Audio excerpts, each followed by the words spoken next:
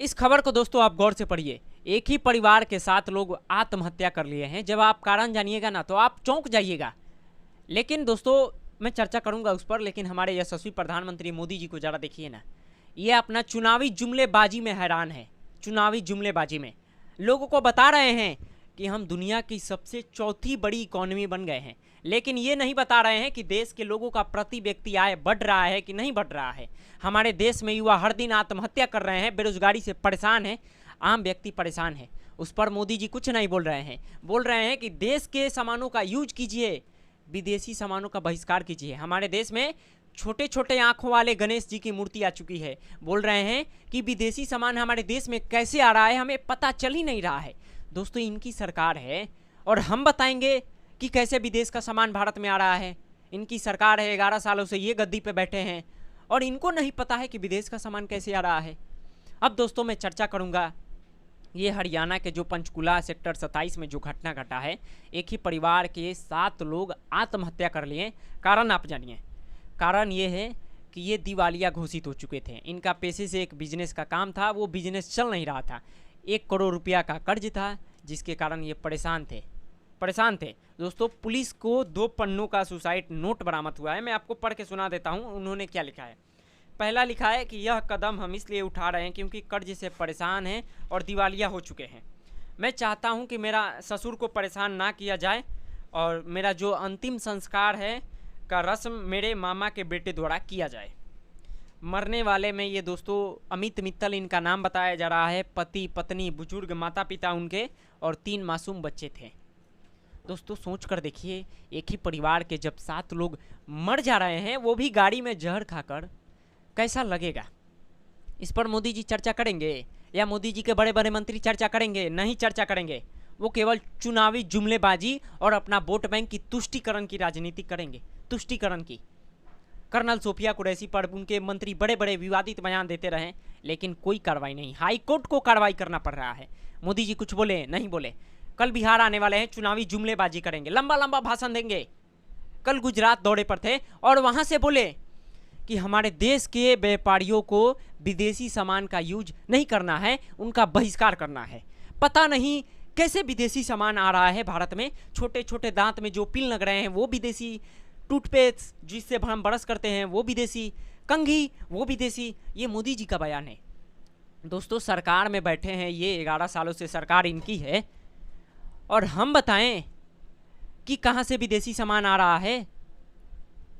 लेकिन मोदी जी के मंत्री हैं, कुछ नहीं बोल रहे हैं। उधर ट्रंप लगातार ये दावा कर रहे हैं कि हमने भारत और पाकिस्तान के बीच सीज फायर कराया, लेकिन मोदी जी कुछ बोले? नहीं बोले और लंबा लंबा जुमलेबाजी कर रहे हैं। दोस्तों मैं चाहूँगा कि जो गुजरात में बयान दिए हैं कि छोटे छोटे आँख वाले गणेश जी की मूर्ति आ रही है हमारे देशों में, उसका बहिष्कार कीजिए। हालांकि वो चीन पर तंज कसे, लेकिन दोस्तों मैं चाहूँगा कि जब उनका बयान सुन लीजिए और अपना राय हमें कमेंट बॉक्स में रख दीजिएगा। दोस्तों 6 मई की रात ऑपरेशन सिंदूर सैन्य बल से प्रारंभ हुआ था, लेकिन अब ये ऑपरेशन सिंदूर जन बल से आगे बढ़ेगा। और जब मैं सैन्य बल और जन बल की बात करता हूं तब ऑपरेशन सिंदूर जन बल का मतलब मेरा होता है जन जन देश के विकास के लिए भागीदार बने, दायित्व संभालें। हम इतना तय कर लें कि 2047 जब भारत की आजादी के 100 साल होंगे,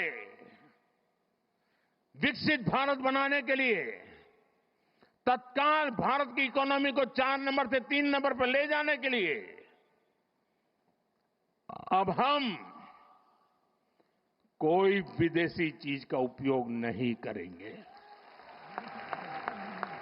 हम गांव गांव व्यापारियों को शपथ दिलवाएं, व्यापारियों का कितना ही मुनाफा क्यों ना हो, आप विदेशी माल नहीं बेचोगे।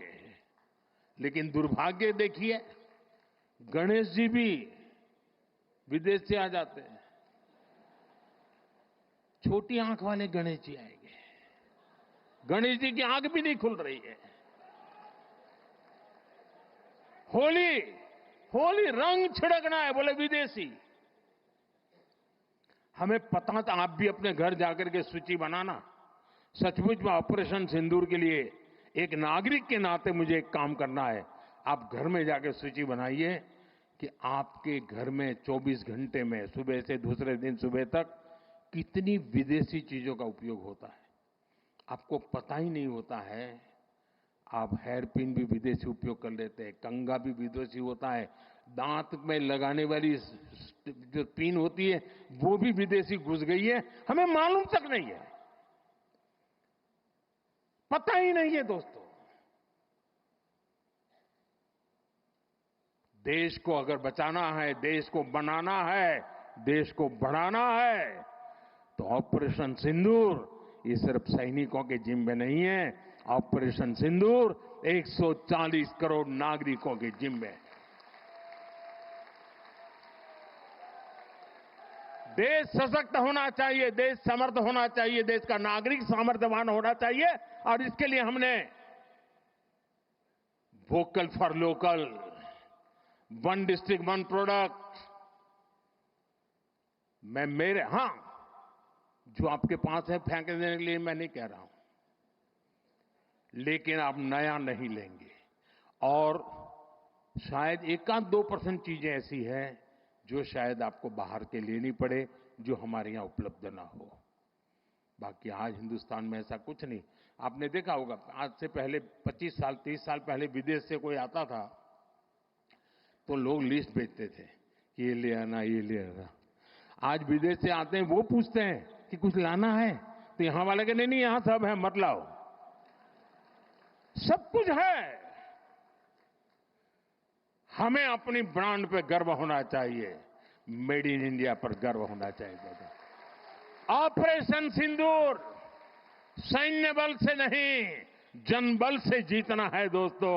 और जनबल आता है मातृभूमि की मिट्टी में पैदा हुई हर पैदावार से आता है।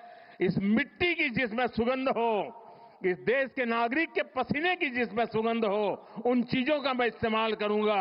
अगर मैं ऑपरेशन सिंदूर को जन जन तक, घर घर तक लेके जाता हूं, आप देखिए हिंदुस्तान को 2047 के पहले विकसित राष्ट्र बना के रहेंगे और अपनी आंखों के सामने देख के जाएंगे दोस्तों।